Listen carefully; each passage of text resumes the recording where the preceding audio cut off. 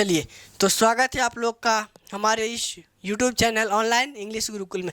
तो पिछले वीडियो को कंटिन्यू हम लोग रखते हुए फिर से आपका कंटिन्यू करते हैं। तो हमारे वीडियो बेसिकली हमारे जो कैमरा है उसमें 29 मिनट का रिकॉर्डिंग ही दिया जाता है और मैं पढ़ाते पढ़ाते फ्लो में पता ही नहीं चलता कि कब 29 मिनट बीत जाता है। तो इसीलिए मैं आपका फिर से वहीं से स्टार्ट कर देता हूँ। तो मैंने बताया क्या वो 2 गुण वाली लड़की, इसी वीडियो को करना, तो क्या वो 2 गुण वाली लड़की उसको रिप्लेस कर देगा? 3 गुण वाली क्यों नहीं? तो यही तो बात इसकी भी है। अगर जो हम इसे पहले मिटा दें, कोई दिक्कत? इसे हम लोग मिटा देते हैं हल्का सा, कोई दिक्कत वाली बात नहीं होनी चाहिए, कोई दिक्कत होनी ही नहीं चाहिए। तो हमने आपसे पूछा क्या ये सिंस फ्रॉम को रिप्लेस कर सकता है? हमने आपके सामने लिखा क्या ये सिंस, और ये हमने क्या लिखा भाई साहब? फ्रॉम। क्या ये सिंस फ्रॉम को रिप्लेस कर सकता है? तो सिंस की बात करें तो सिंस जो कि प्रेजेंट से ताल्लुक़ है, किससे? प्रेजेंट से, और किससे? पास्ट से ताल्लुक़ है। मतलब इसके पास प्रेजेंट और पास्ट का ही गुण है। लेकिन इसकी बात करें तो ये फ्रॉम की बात करें तो फ्रॉम को प्रेजेंट से भी रिलेट कर सकते हैं, प्रेजेंट से भी, और किससे भी? पास्ट से भी, और इसका संबंध फ्यूचर से। तो क्या सिंस फ्रॉम को रिप्लेस कर सकता है? नहीं, लेकिन फ्रॉम सिंस को रिप्लेस कर सकता है। समझ में आया? ये कैसी कहानी थी? कोई दिक्कत? जैसे मैं आपके सामने कुछ लिखता हूँ उसके बाद आप लोग धीरे धीरे सिंस फ्रॉम, तो फ्रॉम और सिंस के कहानी को आप लोग को समझना है। यहाँ दिख रहा है ना? जैसे मैंने लिखा 1947, जैसे मैंने लिखा इंडिपेंडेंट डे, इंडिपेंडेंट डे। उसके बाद हमने लिखा टाइम इमीमोरियल, टाइम IMMEMORIAL, टाइम इमीमोरियल। उसके बाद कहा जाए, दिख रहा है ना? उसके बाद कहा जाए तो दिवाली, DIWALI, दिवाली हमने लिख दिया, कोई दिक्कत नहीं। और इसी तरह से आप लोग टाइम बर्ड लिख सकते हो, टाइम बर्ड लिख सकते हो। जैसे हमने बोला चाइल्डहुड, CHILD, चाइल्डहुड, चाइल्डहुड। अब समझा जाए। उसके बाद कहा जाए coming week, COMMING, coming week, coming week. उसके बाद हमने आपके सामने और लिख लिया following month, FOLLOWING, following month, following month. आपके सामने मैंने एक वर्ड और लिख दिया एस्टरडे। पहले क्या लिखा? YESTERDA, by yesterday. उसके बाद हमने आपके सामने लिखा TOMORROW, टुमारो। अब इसके पहले आपको सिंस और फॉर के यूसेज को समझाना है, सिंस और फॉर के करेक्ट यूसेज को समझाना है। तो टुमारो, टुमारो की बात करें तो टुमारो के सामने क्या सिंस होगा? सिंस होगा। लेकिन टुमारो सिंस के बात कहा जाए तो ये तो प्रेजेंट या तो पास्ट से, लेकिन टुमारो की बात करें तो टुमारो तो पास्ट का वर्ड हो गया, टुमारो मतलब फ्यूचर का वर्ड हो गया। क्या हो गया? फ्यूचर का टाइम एक्सपेक्ट कर रहा है, तो इसके साथ सिंस नहीं, क्या आ जाएगा? फ्रॉम आ जाएगा। एस्टरडे, तो एस्टरडे तो पास्ट का पास्ट का वर्ड है, याद करो। एस्टरडे हो गया, एगो हो गया, अगो जिसे, तो ये अपने आप में पास्ट, तो यानी यहाँ पे सिंस भी आ सकता है और क्या आ सकता है? फ्रॉम भी आ सकता है। 1947 ये एक पास्ट का वर्ड है, तो पास्ट का वर्ड हो गया, मतलब सिंस भी हो सकता है और क्या हो सकता है? फ्रॉम भी हो सकता है, कोई दिक्कत नहीं। उसके बाद इंडिपेंडेंट डे, तो इंडिपेंडेंट डे भी अपने आप में एक पास्ट का स्पेसिफिक टाइम हुआ, तो इसके साथ कहा जाए तो इसके साथ सिंस भी आप लोग सही कर सकते हो और फ्रॉम भी सही कर सकते हो। अब टाइम इमीमोरियल, टाइम इमीमोरियल का मतलब एक ऐसा समय जिसे भुलाया ना जा सके, यानी वो आपके लिए कैसा टाइम हुआ? स्पेसिफिक टाइम हुआ। क्या हुआ? स्पेसिफिक टाइम हुआ। तो स्पेसिफिक टाइम हुआ तो इसके साथ आप लोग सिंस भी कर सकते हो और क्या कर सकते हो? फ्रॉम भी कर सकते हैं।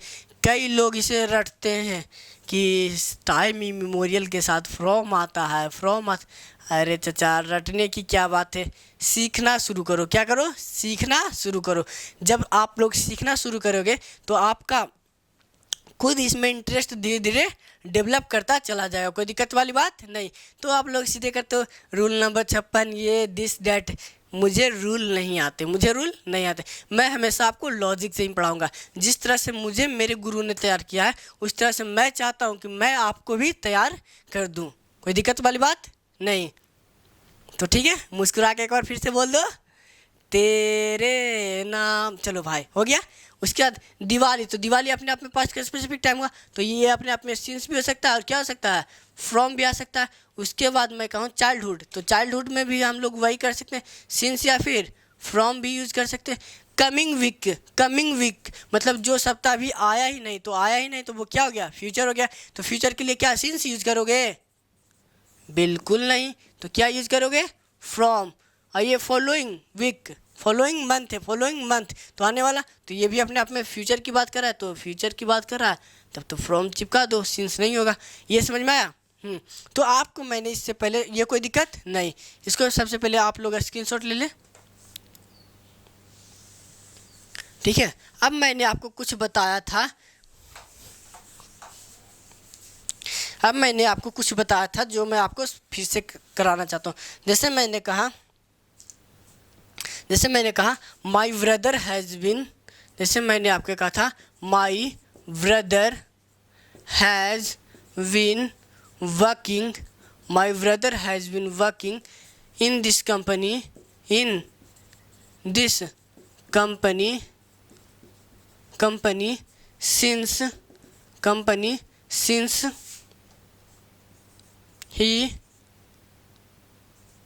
लेफ्ट, सिंस ही, सबसे पहले मैंने आपके सामने ये लिखा था since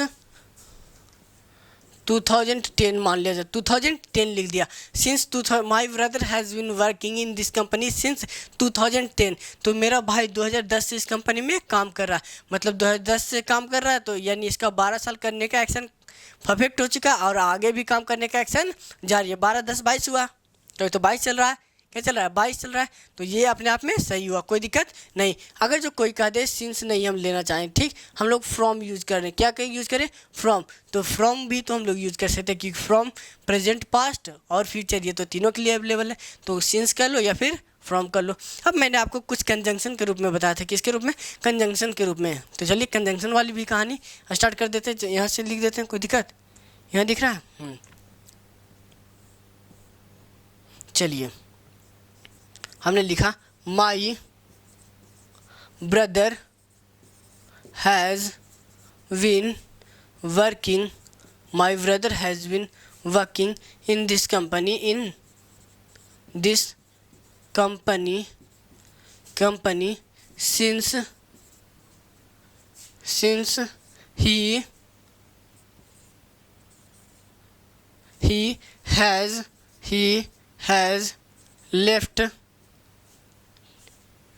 he has left his college, ठीक। अब मैं आपको कहूँ my brother has been working in this company since he has left his college, तो कहा जाता है सिंस लिखा रहा है, कहाँ लिखा रहा है, सिंस, तो ये सिंस इस वक्त टाइम बताने का काम कर रहा है, तो टाइम बताने के लिए तो सिंस के बाद हमने क्या कहा था, तो आपको फिर से एक बार याद करा देता हूँ। तो इस सिंस की बात करें तो ये सिंस के बाद हम लोग एक ही चीज़ या तो प्रेजेंट से रिलेट कर सकते हैं या तो पास्ट के स्पेसिफिक टाइम, सिंस के बाद क्या चाहिए, पास्ट SPECIFI से स्पेसिफिक टाइम चाहिए, पास्ट स्पेसिफिक टाइम, और पास्ट की इन्फॉर्मेशन को बताने के लिए कौन सा टेंस चाहिए, पास्ट इंडेफिनिट टेंस चाहिए, यानी पास्ट इंडेफिनिट चाहिए, INDEFINIT इंडेफिनिट टेंस चाहिए, कोई दिक्कत नहीं। उसके बाद फ्रॉम की बात करें तो फ्रॉम तो आपका प्रेजेंट में भी अवेलेबल है और पास्ट में भी अवेलेबल है और ये फ्यूचर में भी अवेलेबल है और ये फ्यूचर में भी अवेलेबल है, कोई दिक्कत वाली बात, कोई दिक्कत वाली बात, किसी कुछ पूछना है, नहीं नहीं, तो चलो पूछना है ही कहाँ, तो ठीक है। तो ये यहाँ पे मान लीजिए यहाँ पे तो अपने आप में सिंस सही है, तो आप कहोगे सर इस हैज़ को हटा दो, ही, उसके बाद इस लेफ्ट को भी काटो, इसके अंदर केवल क्या लिख दो, लेफ्ट कर दो, क्या कर दो, लेफ्ट कर दो, यानी ही लेफ्ट हिज कॉलेज, यानी जब से उसने अपना कॉलेज छोड़ा तो कोई बंदे के मन में ये भी तो सवाल आ सकता है, सर आपने अभी फ्रॉम की जगह सिंस का यूज किया, क्या इसका यूज किया, सिंस तो पास्ट का, तो ये इसके लिए तो फ्रॉम भी तो आ सकता है सर, तो बेशक आ सकता है भाई साहब, आप बेशक लिख सकते हो, या तो फिर सिंस या फिर आप लोग लिखने के लिए क्या लिख सकते हो, फ्रॉम भी लिख सकते हो, कोई दिक्कत। यही चीज़ मैं आपको सिखाना चाहता था, यही चीज़ मैं आपको सिखाना चाहता था, कोई दिक्कत, समझ में आ रहा है। चलिए आप इसे स्क्रीनशॉट ले, चलिए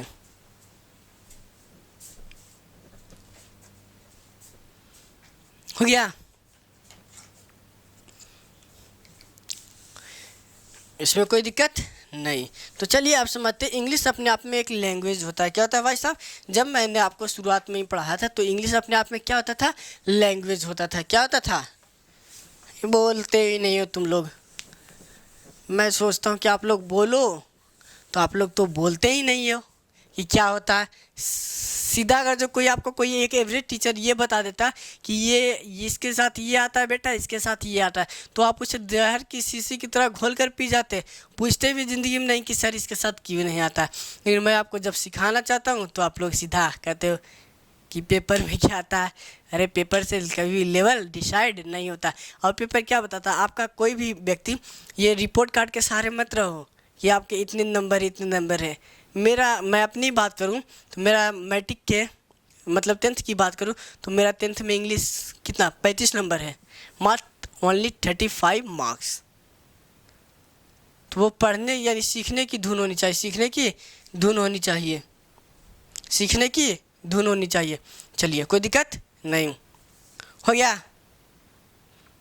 कोई दिक्कत। चलिए अब आगे सिखाते हैं। तो हमने कहा बाबू आपको कि इंग्लिश एक लैंग्वेज होता है। क्या होता है, इंग्लिश की बात करें, इंग्लिश अपने आप में क्या होता है, एक लैंग्वेज होता है। क्या होता है, लैंग्वेज। तो इस लैंग्वेज को जब आप लोग डिस्क्रिप्टिव लेवल पे आते हो तो इस लैंग्वेज को समझा है तो इसके दो रूप होते हैं। जब आपको एशियन लेटर उटर लिखने के लिए जाता है तो एक होता है फॉर्मल, एक होता है इनफॉर्मल लेटर। एक होता है फॉर्मल लेटर और एक क्या होता है, इनफॉर्मल लेटर। समझ में आ रहा है। तो इंग्लिश अपने आप में क्या हुआ, लैंग्वेज। दिख रहा है, लिख दिया। तो चलिए डिस्क्रिप्टिव में जब आता है तो एक होता है फॉर्मल। क्या होता है, एक होता है फॉर्मल, फॉर्मल, और एक होता है इनफॉर्मल। एक क्या होता है, informal.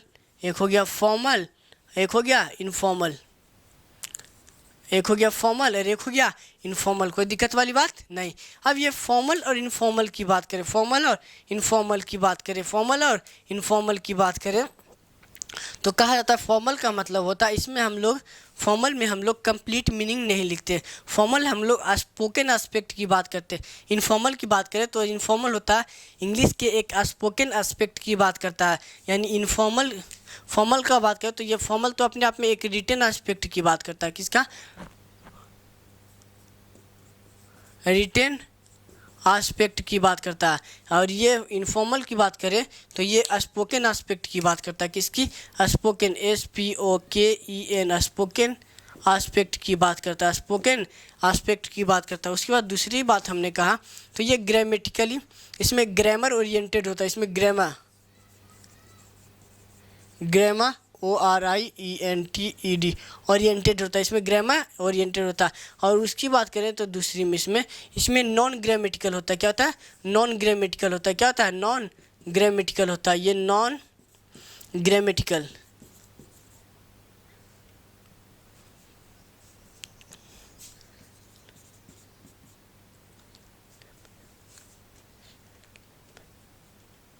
Non GRAMARITICL non grammatical use होता है। नॉन ग्रामेटिकल यूज़ होता है मतलब पढ़ाते पढ़ाते कभी कभी इतना दिमाग ख़राब हो जाता है कि आता हुआ बड़े मीनिंग भी सही से लिखने में समझ में नहीं आता। ये हो गया ग्रामर और ये एक हो गया आपका ग्रामेटिकल, ग्रामर ओरिएंटेड होता है। एक होता है नॉन ग्रामेटिकल। तो ये हम लोग एक बात समझ लो कि हम लोग जितना भी स्पोकन के एस्पेक्ट होता है उसमें हम लोग नॉन ग्रामेटिकल यूज़ करते हैं। कोई भी ग्रामर पूरी तरीके से सही नहीं बोला जाता, नहीं बोला जाता। उसके बाद कहा जाता है तो इसका एक स्पेसिफिक मीनिंग निकलता है। इसका SPECIFIC स्पेसिफिक मीनिंग निकलता है। क्या निकलता है, स्पेसिफिक मीनिंग निकलता है। स्पेसिफिक मीनिंग निकलता है मतलब जो हम लोग बोलते हैं उसका एक वही एक सटीक मीनिंग निकलता है। लेकिन इसकी बात करें तो इसका एक ambiguous, AMBIGUOUS ambiguous, ambiguous meaning निकलता है। एम्बिगुअस मीनिंग निकलता है, MEANING मीनिंग निकलता है, एम्बिगुअस मीनिंग निकलता है। तो एम्बी को समझा तो एम्बी का मतलब होता है बोथ, एम्बी का मतलब होता है बोथ। और गुअस का मतलब होता है कन्वे, यानी having more than one possible meaning, यानी जिसका एक से ज़्यादा मीनिंग निकलता है। जैसे आप लोग सुनोगे जो कई लोग मैडम सर देखते होंगे। क्या देखते होंगे, मैडम सर। मैडम सर में एक व्यक्ति होता है बुलबुल पांडे होता है। क्या होता है, बुलबुल पांडे, तो नाम तो सुना ही होगा। तो बुलबुल पांडे का एक साला होता है, अब उसका नाम तो मुझे मालूम नहीं। तो वो बुलबुल पांडे जब भी जाता है अपने साले के साथ, तो वो बोलता है, बेइज्जती करता है, उसकी बेइज्जती करता है बुलबुल पांडे की, लेकिन बार बार वो घुरा फिरा कर बात किस पे ले आता है, खुद पे, कि सर आप बोलते मुझे, अगर मैं आपकी जगह पे होता। ये इस तरह से, मतलब वो तो खड़ी, मतलब सीधे तरीके से बोला जाए कि उसने तो सीधे तरीके से बेइज्जती तो बुलबुल पांडे की कर देता है, लेकिन फिर तुरंत ही किस पे ले आता है, यानी उसका मीनिंग फिक्स नहीं होता है, यानी having more than one possible meaning, यानी जिसका एक से ज़्यादा मीनिंग निकले। ये हो गया एम बी का मतलब होता है बोथ, एम बी कह लो या फिर एम फी कह लो, या फिर एक AMPHI, एम फी का भी मतलब क्या होता है, बोथ होता है। ये आपका रूट का दायरा होता है, और मैं आपको रूट का भी दायरा बहुत ही अच्छी तरीके से कराने का प्रयास करूँगा। बस अगर कोई टेक्निकल आदमी अगर जो हमारी वीडियो को देख रहा है, तो आप लोग, आपसे मेरा एक ही अनुरोध है, तो आप जो भी, जैसे मैं यहाँ पे पढ़ाता हूँ, तो यहाँ पे क्वेश्चन अगर जो PPT आ जाता है, तो आपके लिए तो आप मुझे ज़रूर एक बार कांटेक्ट कर लें। हमारा नंबर ये रहा, प्लीज़ आपसे मैं सपोर्ट 62 87 66 81 55, ये हो गया, ये व्हाट्सअप नंबर हो गया आपका हमारा। उसके बाद अगर जो आपको कॉल करना है, किसके लिए कॉल के लिए, तो 97 98 76 82 53, ये 2 नंबर है हमारे पास। तो आप हमें, और किसी को डाउट हो तो आप इस नंबर पे व्हाट्सअप भी कर सकते हो। इंग्लिश में अगर जो किसी व्यक्ति को डाउट है, क्या है डाउट है, जैसे मैं जो भी चीज़ पढ़ाया अगर समझ में नहीं आया, तो आप हमें ये 62 87 66 81 55 पे भेज सकते हैं नंबर, अपना क्वेश्चन, और ये हमारा फ़ोन नंबर रहा है। इस पर आपको कॉल नहीं लगेगा, इस पर आपका कॉल लग जाएगा, कोई दिक्कत वाली बात नहीं है, कोई दिक्कत वाली बात नहीं। तो बेसिकली क्योंकि मैं एक एक वोकैब को लिखूंगा फिर अति कराऊंगा, तो इसमें बहुत ज़्यादा टाइम मरेगा, कोई दिक्कत। ये हो गया। उसके बाद कहा जाए तो इसका होता है, इसमें हो गया कोई दिक्कत, यानी इसका एक सटीक मीनिंग रिटन एस्पेक्ट की बात करता है, रिटन एस्पेक्ट की बात करता है, कोई दिक्कत। अब चलते हैं, हम लोग कहते हैं प्रेजेंट इंडेफिनिट टेंस में। प्रेजेंट इंडेफिनिट टेंस में वैसे तो हम लोग प्रेजेंट इंडेफिनिट टेंस की बात करें, तो प्रेजेंट इंडेफिनिट में वैसे तो हम लोग डू या फिर डज का प्रयोग नहीं करते, यानी इंडेफिनिट टेंस में हम लोग प्रेजेंट हो या फिर पास्ट के इंडेफिनिट टेंस में डू डज या फिर डिड का यूज़ नहीं करते हैं। तो सबसे पहले समझा जाए तो लैंग्वेज के इनफॉर्मल एस्पेक्ट की ये बात कर रहा हूँ मैं, ये लैंग्वेज के इनफॉर्मल एस्पेक्ट की बात कर रहा हूँ, इनफॉर्मल एस्पेक्ट की बात कर रहा हूँ, किसकी, इनफॉर्मल एस्पेक्ट की बात कर रहा हूँ। तो हम लोग कहते हैं प्रेजेंट इंडेफिनिट, PRESENT प्रेजेंट, या फिर पास्ट इंडेफिनिट में past indefinite, INDEFINIT indefinite, past indefinite में, पास्ट इंडेफिनिट के अफर्मेटिव सेंटेंस में AFFIRMATIV अफर्मेटिव कह लो या फिर पॉजिटिव कह लो, या फिर पॉजिटिव कर लो, उसमें हम लोग डू डज या फिर डिड का यूज़ नहीं करते, डिड का यूज़ नहीं करते। ये अपने आप में क्या होता है, गलत माना। जैसे मैंने कहा, आपके सामने मैंने लिखा यू डू प्ले क्रिकेट, तो ये अपने आप में कहा जाए तो ये गलत सेंटेंस होता है, क्या होता है, गलत। लेकिन इनफॉर्मल लैंग्वेज के इनफॉर्मल एस्पेक्ट की बात करें तो ये अपने आप में, और जो नॉर्मल टेंस में कहा जाए तो ये अपने आप में गलत हुआ, क्या हुआ, गलत। लेकिन अगर जो हम लोग डू या फिर, चलो आप लोग सबसे पहले इसका एक स्क्रीनशॉट ले लें, उसके बाद मैं आपको आगे पढ़ाता हूँ, कोई दिक्कत। चलिए तो कोई दिक्कत नहीं। उसके बाद होता है, समझा जाए, ये हो गया, कोई दिक्कत नहीं। तो अब समझा जाए तो हमने कहा डू या फिर डज का यूज़ नहीं करते। जैसे मैंने आपके सामने लिखा यू डू प्ले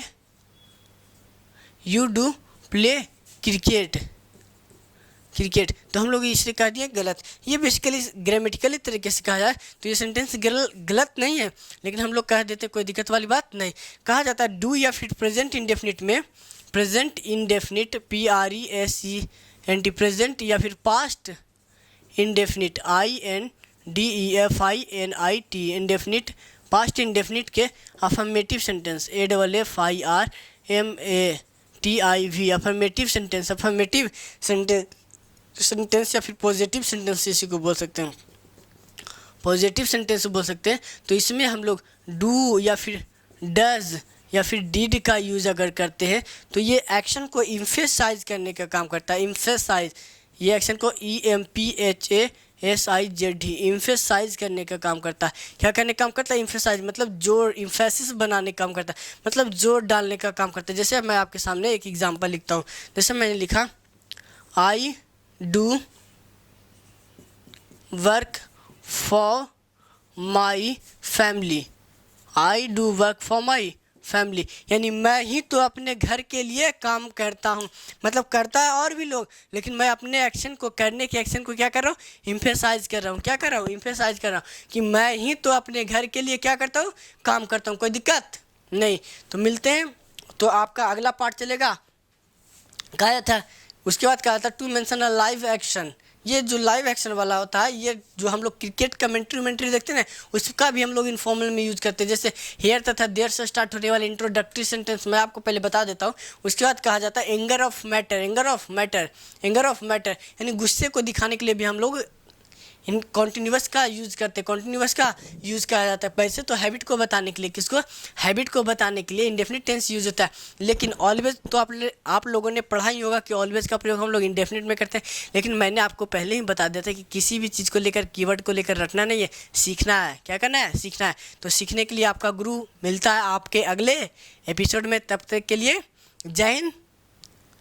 ठीक है, जय हिंद। हमारे कैमरे की बैटरी हो गई लो। चलिए।